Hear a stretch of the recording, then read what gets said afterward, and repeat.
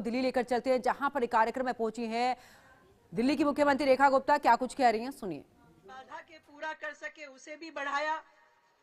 School level पे जो बच्चे खेल रहे हैं उनके लिए भी हमने असिस्टेंस अमाउंट जो है वो बढ़ा के दिया है।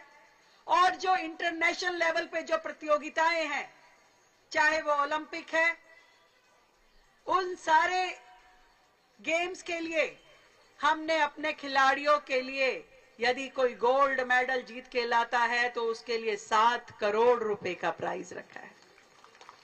सिल्वर जीत के लाता है तो 5 करोड़ का प्राइज हमने उसके लिए रखा है। और ब्रॉन्ज अगर जीत के लेके आता है तो दिल्ली सरकार की ओर से ऐसे युवा खिलाड़ी को हम 3 करोड़ का प्राइज देने वाले हैं। हर लेवल पे इस प्राइज की मात्रा को हमने बढ़ाया है। आज आपका जो ये इवेंट है, इतनी डिटेल में मेरी आपकी आयोजक टीम से बात नहीं हुई थी, नहीं तो बहुत सारी समस्याओं का समाधान शायद इस चैंपियनशिप शुरू होने से पहले ही मैं आपको कर देती। आपने मांगा ही बहुत थोड़ा योगेश जी। आपने मुझे कहा केवल व्यवस्था करा दो, मैंने करा दी।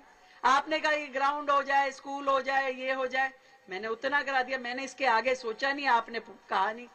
अगर आप मुझे कहते कि रेखा जी ये और होना चाहिए तो शायद मैं उसकी और गहराई में जाती। तो जो समस्याएं आपने बोली हैं उसका समाधान मैं आज यहाँ पे आने से पहले आपको करके देती। पर अभी भी देर नहीं हुई है। इस चैंपियनशिप को आप चलाइए और मेरे साथ सोमवार को ही बैठिए। हम लोग जरूर आपके इस अरेंजमेंट्स में इन खिलाड़ियों के लिए बेहतर प्राइजेस, बेहतर सुविधाएं, ये सब करके देंगे। और अभी मैं अपनी ओर से 1 लाख रुपए का प्राइज आपकी विनर टीमों के लिए यहां से अनाउंस करती हूं।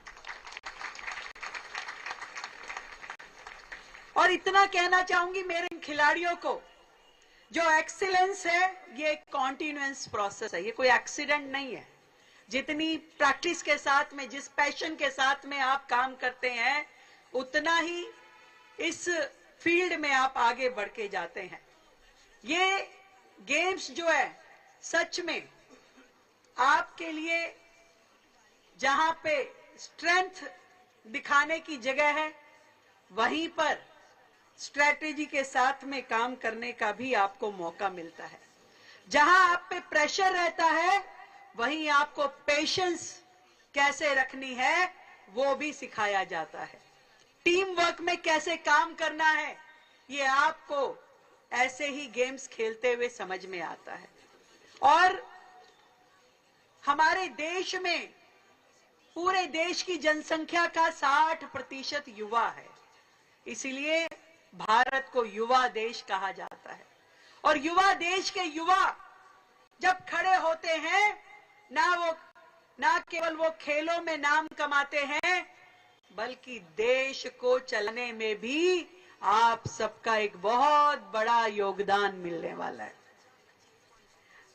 सचिन तेंदुलकर जी के शब्द है, enjoy the game and chase your dreams, dream do come true. हर सपना साकार होगा, हर सपना साकार होने वाला है। 2036 में देश में ओलंपिक गेम्स हो, इस तैयारी के साथ हम काम कर रहे हैं। मोदी जी का सपना था कि हमें खाली ओलंपिक में पार्टिसिपेट नहीं करना है, हमें ओलंपिक को होस्ट करना है।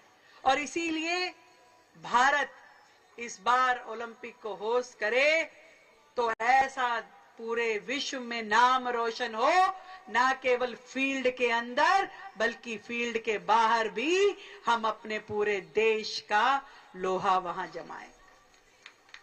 आप सबको मैं बहुत बधाई देती हूं।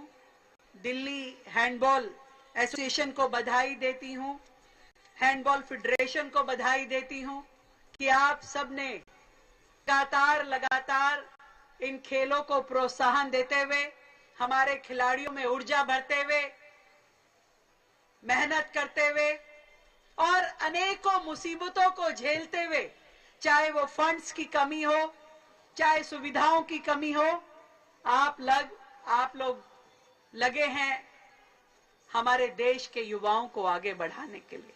मैं देख रही हूं आगे सबके हाथ में बैनर्स हैं।